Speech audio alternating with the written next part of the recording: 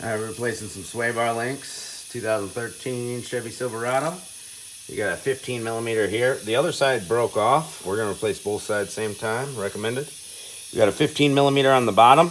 We're going to zip the nut off at the top. And that'll happen a lot of times, which is good. It just snaps right off. I like it. But now we got the problem of the plastic being stuck. So we're going to try to spin it from the bottom.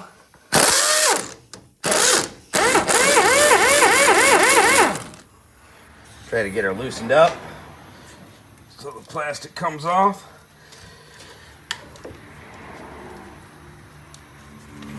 It's coming. You might need some big vice grips or something. All that rust builds up and makes it real tight.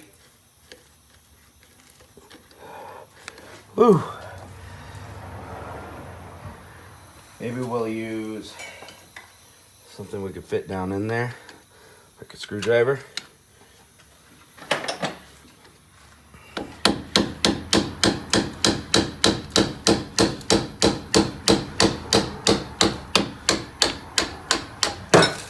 There we go. All fell apart. It's good. Now,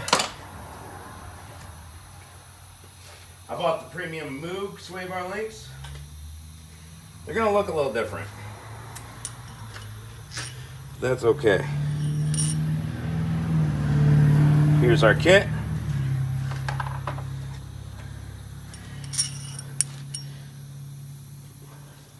We're gonna put on a washer and a bushing. Put it up through the bottom. Bushing in another washer. Then we got our spacer.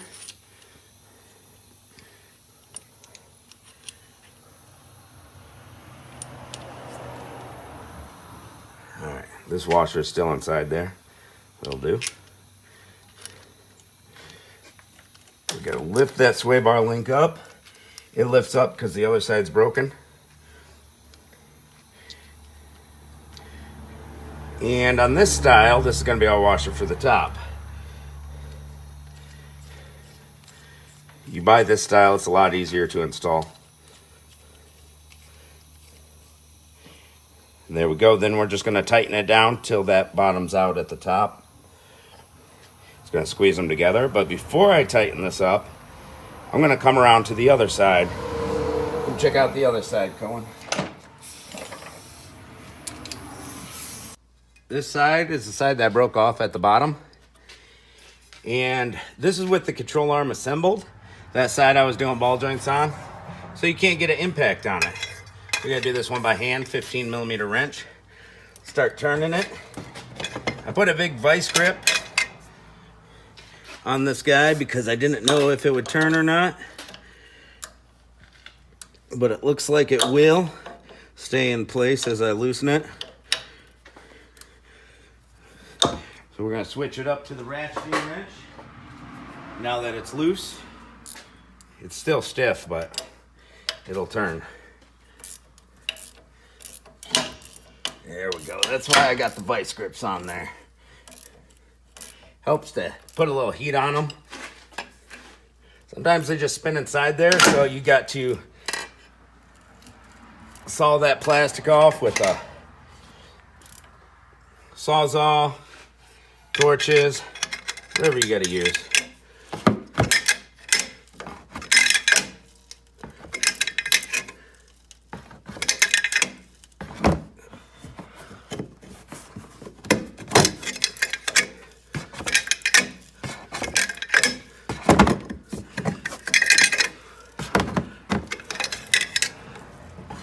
It looks like it's just spinning now. Let's see if we could just break it off. It's not looking good. Not looking promising.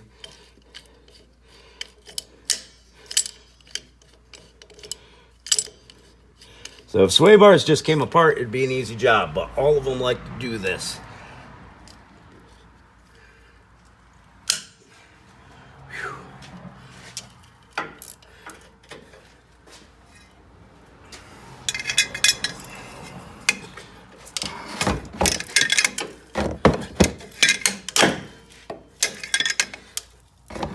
and it's just gonna spin. Well, maybe it's time to bust out the Sawzall. We'll grab that. Or the angle grinder.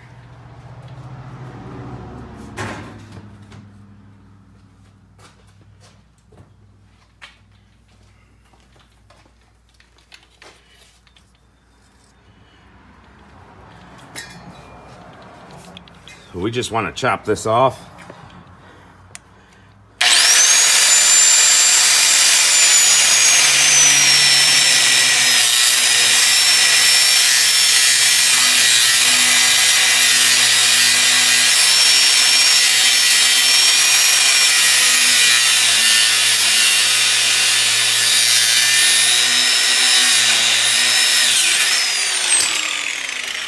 There we go. Just chopped off. Let's grab a big flathead screwdriver.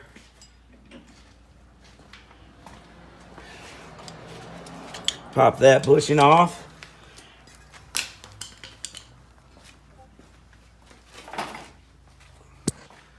Grab our hammer.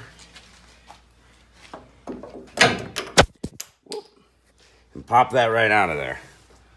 Now let me grab my new sway bar link kit.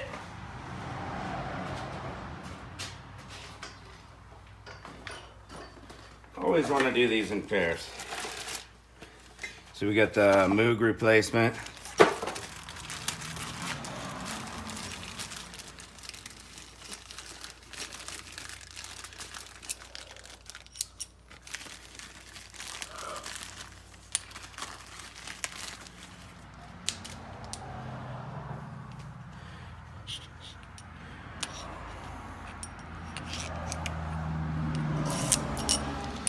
Washers inside of that bushing cone shape up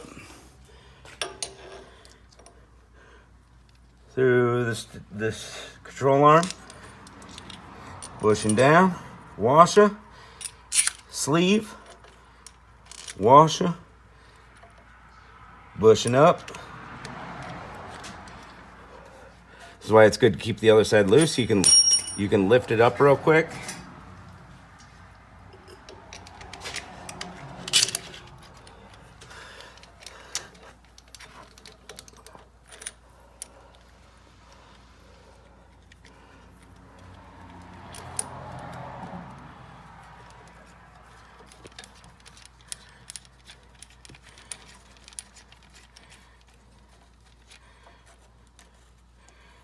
There we go.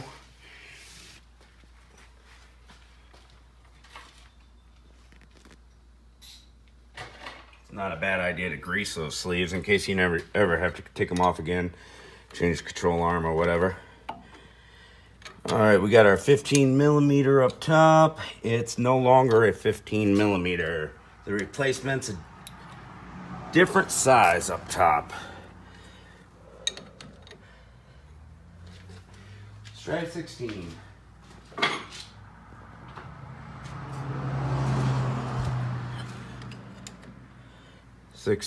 Will do it.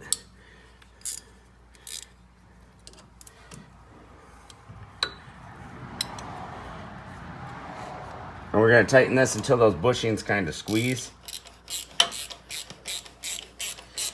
They'll kind of mushroom a little bit.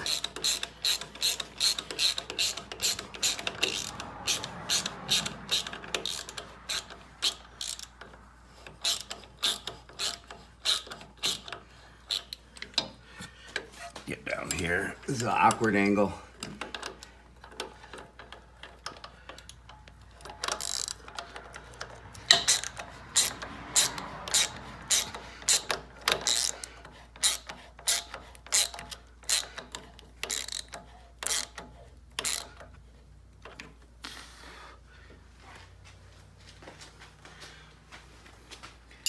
Let's see, do we get our impact here going?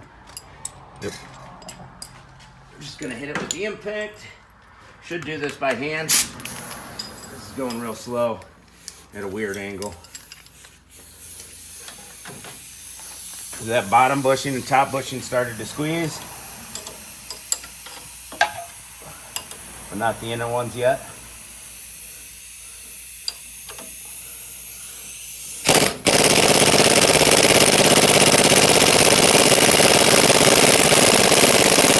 There we go.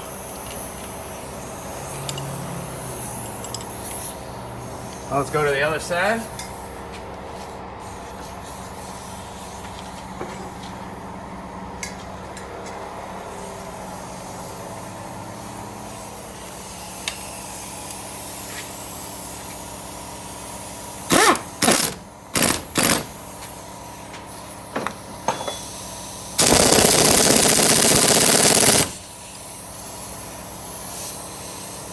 All right, and there we go. We're all done. New sway bar links installed.